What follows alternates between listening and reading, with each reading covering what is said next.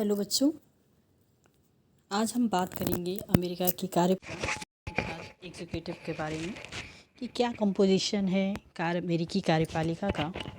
जब हम कार्यपालिका की रचना को देखते हैं, अर्थात जब एग्जीक्यूटिव के हम कंपोजिशन को देखते हैं, उसके पावर्स को एंड फंक्शंस को, then we are decided what is the executive of America.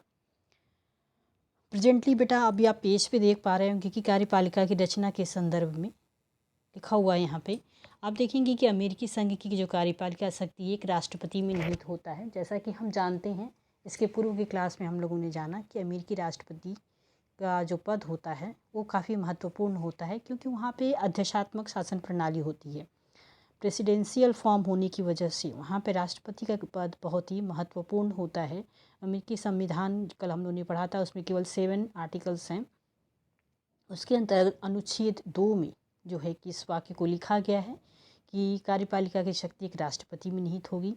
उसकी विभिन्न योग्यताओं का वर्णन करते हुए, जैसे हमारे यहाँ राष्ट्रपति का हम कंपेयर करें तो हमारे यहाँ भी राष्ट्रपति की आयु 35 वर्ष से कम ना हो, वह भारत का नागरिक हो। उसी तरह से यहाँ पे भी अमेरिकी राष्ट्रपति की जो योग्यताएं निर्धारित की गई हैं वो हैं कि वह अमेरिका का जन्मजात नागरिक हो, उसकी आयु 35 वर्ष से कम ना हो, वह संयुक्त राज्य अमेरिका में कम से कम 14 वर्ष निवास कर रहा हो। यदि वो वहाँ का नहीं है तो इसके संबंध में उसे लगातार 14 वर्ष तक अमेरिका में रहना आवश्यक नहीं है, परंतु कुल मिलाकर के उसके द्वारा जीवन के 14 वर्ष अमेरिका में व्यतीत किए हो, ऐसा होना चाहिए।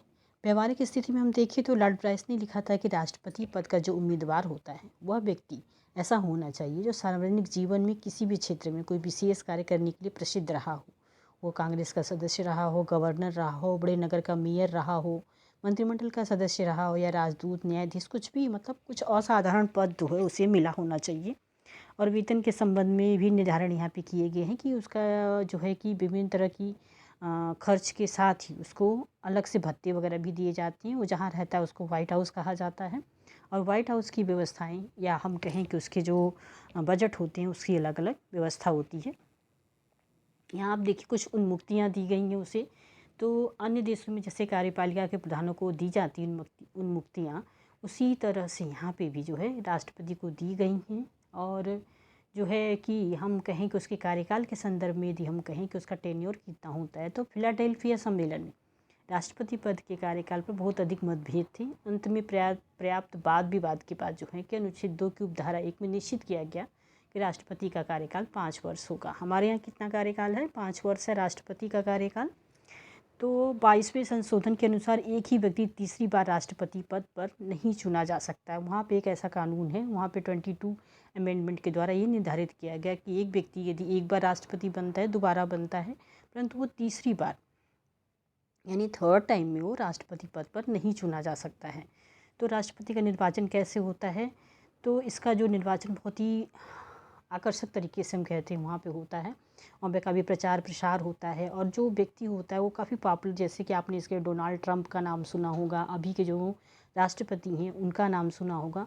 इन लोगों के जब चुनाव होते हैं तो पूरे वर्ल्ड में फेमस हो जाता है, क्योंकि जो अमेरिका है वो काफ़ी विकसित देश है और वहाँ के राष्ट्रपति का चुनाव बहुत बड़ा महत्व रखता है, क्योंकि ये पूरे विश्व को प्रभावित करता है।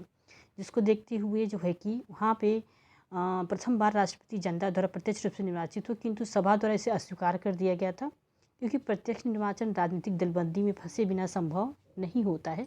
इसलिए इसके जो चुनाव में थोड़ा सा बदलाव किया गया, और संविधान के 12वें संशोधन द्वारा जो है कि अलग से मतदान की व्यवस्था की गई।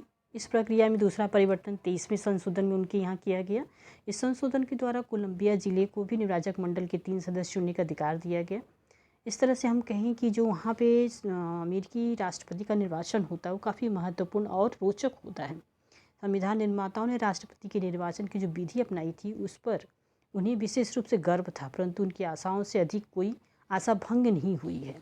उम्मीदवारों का जो मनोनयन होता है वहाँ पे राजनीतिक दलों के द्वारा राष्ट्रपति के पद के उम्मीदवारों का मनोनयन होता है, और 2 पार्टियां वहाँ रन करती हैं, रिपब्लिकन और डेमोक्रेटिक पार्टी। इन दोनों जो पार्टियां हैं, इन दोनों पार्टियों में से ही जो दल के उम्मीदवार होते हैं वो जो है कि राष्ट्रपति का सिलेक्शन करते हैं।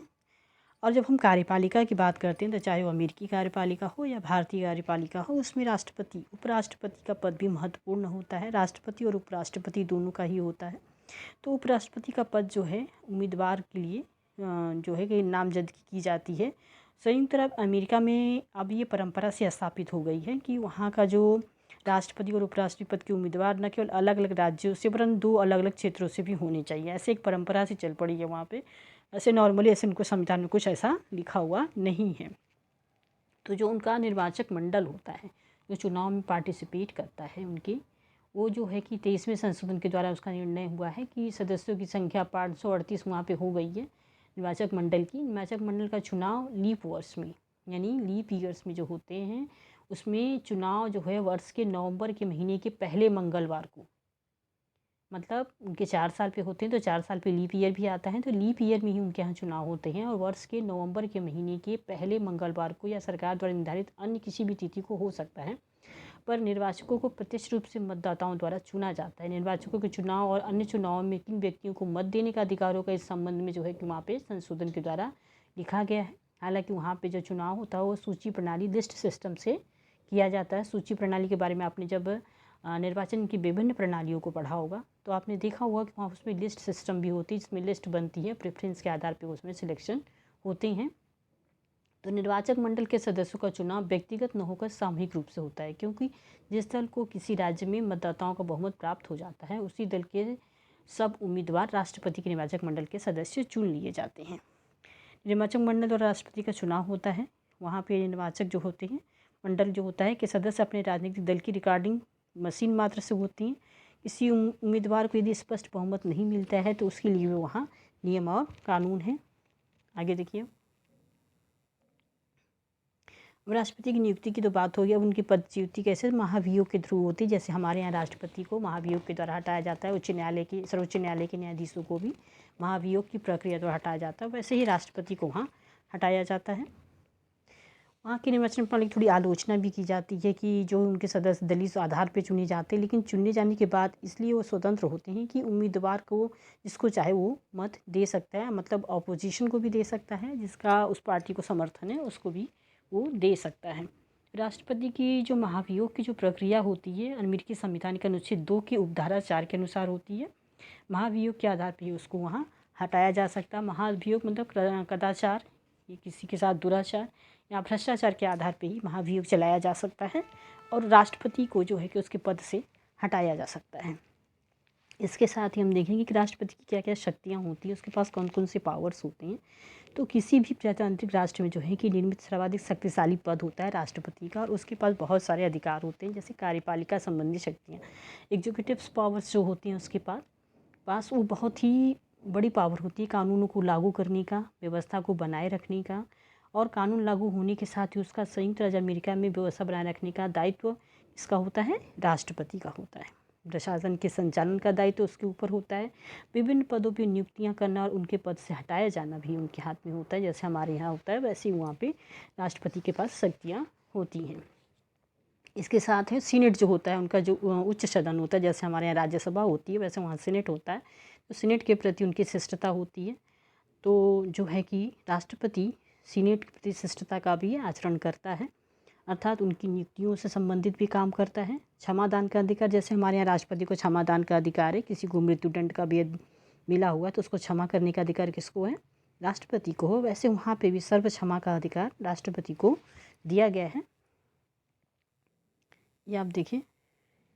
इसके साथ ही अन्य देशों के साथ संबंधों के संचालन का अधिकार है, राजदूतों प्रतिनिधियों की नियुक्ति का अधिकार, अमेरिकी विदेश नीति के प्रवक्ता की नियुक्ति का अधिकार, विदेश में जो सरकार है उसको मान्यता प्रदान करने का अधिकार, संधियां और प्रशासकीय समझौते करने का अधिकार। जैसे विभिन्न तरह की विभिन्न देशों जो संधियां होती हैं उनसे कौन करता है, अमेरिकी राष्ट्रपति ही उनको करता है। इसके साथ ही विदेशी नागरिकों के संरक्षण, सशस्त्र बलों का सेनापति, तो मतलब जो हमारे यहाँ भी जो तीनों सेनाएँ होती हैं उसका प्रधान कौन होता है, राष्ट्रपति होता है। वैसे ही अमेरिका में भी तीनों सेनाओं का प्रमुख जो है राष्ट्रपति होता है। अभी कार्यपालिका शक्तियाँ हम लोगों ने देखी, तो अब आप देखिए लेजिस्लेचर्स पावर्स कौन कौन से हैं, उनकी विधायी शक्तियाँ कौन कौन सी हैं। मतलब कांग्रेस को संदेश देना, समय समय पर राष्ट्रपति जो है कांग्रेस को संघ की स्थिति के बारे में जानकारी देकर उसके विचार के लिए ऐसे सुझावों की सिफारिश करेगा जिन्हें वो आवश्यक और लाभकारी समझता है। कांग्रेस के विशेष अधिवेशन में आमंत्रित करना हो, निश्चिताधिकार वीटो पावर का प्रयोग करता है। जो कि विलंबकारी और जेबी 2 तरह की वीटो होती है, इन दोनों का वो प्रयोग करता है और जो है कि विभिन्न कानूनों के ऊपर वीटो करके उनको रोक भी सकता है। कुछ को जेब में रख के मतलब 10 दिन के बाद 10 दिन के लिए रोक सकता है। पॉकेट वीटो का भी वो प्रयोग करता है। कार्यपालिका ही आदेश देता है, जैसे कि प्रदत्त व्यवस्थापन अपने जो पावर्स होते हैं अपने नीचे के लोगों को दे करके वो काम को करा सकता है। अध्यादेश जारी करता है वो, मतलब ऑर्डिनेंस देता है। ऑर्डिनेंस का मीन्स आप लोग समझ रही होंगी, हमारे यहाँ राष्ट्रपति भी जो ऑर्डिनेंस जारी करता है। मतलब अध्यादेश का मतलब भी होता है जब संसद का सत्र न चल रहा हो और किसी संबंध में कानून बनाने की बात आ जाए और उस समय संसद का सत्र नहीं चल रहा है तो राष्ट्रपति को ये पावर होता है कि वो टेम्परेरी कानून, जिसे हम कह सकते हैं, अध्यादेश का निर्माण करता है और उस कानून के द्वारा जो है कि तात्कालिक प्रॉब्लम तो सॉल्व हो जाता है, परंतु जैसे संसद का सदन चलता है उसमें भी उस कानून को रखा जाता है, पास कराया जाता है। यदि वो पास हो जाता है तो वो कानून बन जाता है, अन्यथा वो खत्म हो जाता है। तो ये विभिन्न तरह की शक्तियाँ हैं। न्यायिक शक्तियाँ भी उसकी बहुत सारी है कि अमेरिका का राष्ट्रपति जो होता है सर्वोच्च नेता होता है और सभी व्यक्तियों को जो है कि वो एक तरह से कहें तो राष्ट्र का प्रधान होता है। आप Abraham Lincoln, Woodrow Wilson, Franklin D Roosevelt और बी डोनाल्ड ट्रंप, इन लोगों के नाम आपने सुने होंगे, जो कि काफ़ी प्रभावशाली रूप में अपने कार्यों को उन्होंने किया है और उनका नाम आज भी बहुत सारे लोग जो हैं उनके देश के भी नहीं तो भी वो उनको जानते हैं और उनके संबंध में जो है कि चर्चा करते हैं, क्योंकि राष्ट्रपति का पद जो है कि अमेरिकी संविधान में, अमेरिकी देश में बहुत ही महत्व का संबंध है, महत्व का पद है। इसके अलावा हम कहें कि अमेरिकी राष्ट्रपति को पढ़ने के साथ हम उपराष्ट्रपति के बारे में भी कुछ बातें जान लेते हैं। अमेरिका में जो है कि राष्ट्रपति के पद के साथ ही उपराष्ट्रपति पद की व्यवस्था है, हमारे यहाँ भी है। जब अमेरिकी संविधान निर्माण हो रहा था तो अनेक व्यक्तियों ने उपराष्ट्रपति पद की कोई उत्साह नहीं दिखाया, क्योंकि कहा जाता है बेकार का पद है, कोई काम नहीं है, बिना वजह का खर्च बढ़ता है। बेंजामिन फ्रैंकलिन जैसे व्यक्तियों ने उपराष्ट्रपति पद को व्यर्थ का महिमावान व्यक्ति कहने की संज्ञा दी थी, परंतु अन्य सदस्यों ने इस पद की आवश्यकता को और महत्व को बल दिया था। तो जैसे कि राष्ट्रपति की यदि मृत्यु हो जाती है, त्यागपत्र दे देता है या उस पर महाभियोग चलता है, आदि स्थितियों के कारण यदि राष्ट्रपति का पद रिक्त हो जाता है तब जो है कि उपराष्ट्रपति पद की ज़रूरत होती है, इसलिए उसका निर्वाचन होना चाहिए। उपराष्ट्रपति पद जो है वर्तमान समय में अमेरिका में राजनीतिक दल उपराष्ट्रपति पद के लिए उम्मीदवार का चयन इस दृष्टि से करते हैं कि राष्ट्रपति पद पर उनके उम्मीदवार की विजय के अवसर बढ़ जाए। उदाहरण के लिए यदि किसी राष्ट्रपति पद में उम्मीदवार उत्तरी राज्यों से हैं तो उपराष्ट्रपति पद के लिए उम्मीदवार दक्षिण राज्यों से जस्ट अपोजिट होकर के खड़े होते हैं और उपराष्ट्रपति का पद जो है कि वाइस प्रेसिडेंट का अमेरिका में काफ़ी महत्व का पद माना जाने लगा है। राष्ट्रपति होता है, उसका मंत्रिमंडल होता है, जैसे रक्षा मंत्री, व्यापार मंत्री, विभिन्न तरह के मंत्री उनके मंत्रिमंडल में होते हैं और कार्यों को संचालित करते हैं। तो उपराष्ट्रपति पद के साथ ही हम आगे ऑब्जेक्टिव क्वेश्चन जो आपके एग्ज़ाम के लिए काफ़ी महत्वपूर्ण है, जो आपको जानना बहुत ही ज़रूरी है, क्योंकि इस वर्ष जो है कि ऑब्जेक्टिव क्वेश्चंस हो रहे हैं तो इसमें आपको ऑब्जेक्टिव्स को जानना, जैसे आप ये देख सकती हैं, चाहे तो आप इस पेज का स्क्रीनशॉट भी ले सकती हैं जो आपके आगे के लिए काफ़ी महत्वपूर्ण होगा। तो अमेरिकी राष्ट्रपति का कार्यकाल कितना होता है, टेन्योर कितना होता है, 4 वर्ष होता है, 4 साल होता है। और दूसरा है अमेरिकी राष्ट्रपति के निर्वाचक मंडल सदस्यों की कितनी संख्या होती है, तो इसमें होता है इनका 538। तीसरी बार राष्ट्रपति पद पर ग्रहण करने का निषेध किस संवैधानिक संशोधन के द्वारा किया गया, हमने आगे आपको बताया था कि 22वें संविधान संशोधन द्वारा इसको रोक दिया गया है कि तीसरी बार कोई भी राष्ट्रपति नहीं बन सकता है। अमेरिकी राष्ट्रपति द्वारा की गई संधियों की पुष्टि किस संस्था द्वारा कराई जाती है, तो आप ये देख सकती हैं सीनेट के द्वारा जो है कि इसकी पुष्टि की जाती है, जो कि वहाँ का उच्च सदन है। उस समय अमेरिकी राष्ट्रपति को कौन निर्वाचित करता है, जब किसी प्रत्याशी को निर्वाचक मंडल में बहुमत नहीं मिलता है, तो किसको कराया जाए, प्रतिनिधि सभा के द्वारा बहुमत। जब किसी प्रत्याशी को निर्वाचन में बहुमत नहीं मिलता है तो कहाँ से उसको किया जाता है, प्रतिनिधि सभा, यानी वहाँ का जो लोकसभा है उससे किया जाता है। 6 क्वेश्चन है, 7 ना और 1 हाँ पर चलेगी 1 हाँ की यह कथन राष्ट्रपति अब्राहम ने किसके बारे में कहा था। यह मंत्रिमंडल के बारे में उन्होंने कहा था। तो मंत्रिमंडल में सबको मतलब क्या क्या संयुक्त रूप से सबको किसी भी क्वेश्चन के प्रति जवाबदेह होना पड़ता है। तो अगर 7 ना भी कर दे और 1 यदि हाँ करता है तो 1 हाँ की चलती है वहाँ पे और ना कि 7 ना की चलती है। कौन सा वक्तव्य अमेरिकी मंत्रिमंडल की विशेषता बतलाता है, तो आप ये देखिए, अमेरिकी मंत्रिमंडल के परामर्श को मानना या न मानना राष्ट्रपति की इच्छा पर निर्भर करता है, अर्थात सी आंसर जो इसमें सही है। 8 क्वेश्चन है जो कि शॉर्ट क्वेश्चन है, परंतु ये आपके ऑब्जेक्टिव क्वेश्चन की नज़र से भी काफ़ी महत्वपूर्ण है कि राष्ट्रपति के चुनाव में यदि किसी भी उम्मीदवार को स्पष्ट बहुमत न मिले तो उसे किस प्रकार चुना जाएगा।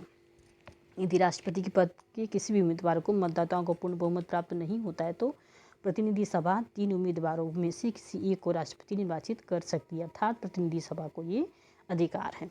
सीनेट के प्रति शिष्टता से क्या आशय है, जैसा कि ऊपर हमने बताया कि जिस राज्य में नियुक्तियों को उसके सीनेटरों को विशेषता अपने दल के जुड़े सीनेटरों से परामर्श करना होता है, उसे कहा जाता है एक शिष्टता, एक मतलब ट्रेडिशन है वहाँ पे कि शिष्टता के आधार पे जो है कि नियुक्ति हो जाती है। अमेरिकी राष्ट्रपति को कानून निर्माण के क्षेत्र में कौन सी सकारात्मक शक्ति प्राप्त है, उसे कार्यपालिका आदेश एग्जीक्यूटिव ऑर्डर जारी करने का शक्ति प्राप्त है। यदि उपराष्ट्रपति पद के चुनाव में किसी को स्पष्ट बहुमत न मिले तो चुनाव किस प्रकार होगा। ऐसी स्थिति में सीनेट के द्वारा प्रथम 2 उम्मीदवारों में से एक को चुन लिया जाता है। जैसे आप देखेंगे राष्ट्रपति में कौन करता है, प्रतिनिधि सभा और वहाँ की, और यहाँ पे कौन करता है, सीनेट करती है, अर्थात राज्यसभा। जैसे हमारे यहाँ राज्यसभा है वैसे वहाँ सीनेट है। अमेरिकी राष्ट्रपति को किस रूप में ब्रिटिश प्रधानमंत्री से अधिक शक्ति प्राप्त है, निश्चित कार्यकाल की व्यवस्था और मंत्रिमंडल पर पूर्ण नियंत्रण के कारण कार्यपालिका क्षेत्र में अमेरिकी राष्ट्रपति को ब्रिटिश प्रधानमंत्री से अधिक शक्ति प्राप्त है। ब्रिटिश प्रधानमंत्री को अमेरिकी राष्ट्रपति से किस रूप में अधिक शक्ति प्राप्त है। ब्रिटिश प्रधानमंत्री जो होता है कार्यपालिका का प्रधान होने के साथ साथ लोक सदन का भी नेता होता है, तब उसे विधायी क्षेत्र में अमेरिकी राष्ट्रपति से भी अधिक शक्तियाँ प्राप्त होती हैं। तो ये आज हम लोगों ने देखा कि अमेरिकी कार्यपालिका की जो रचना कैसे होती है, उनकी क्या शक्तियाँ और कार्य होती हैं, साथ ही उससे रिलेटेड ऑब्जेक्टिव क्वेश्चंस देखें। आज के लिए बस इतना ही।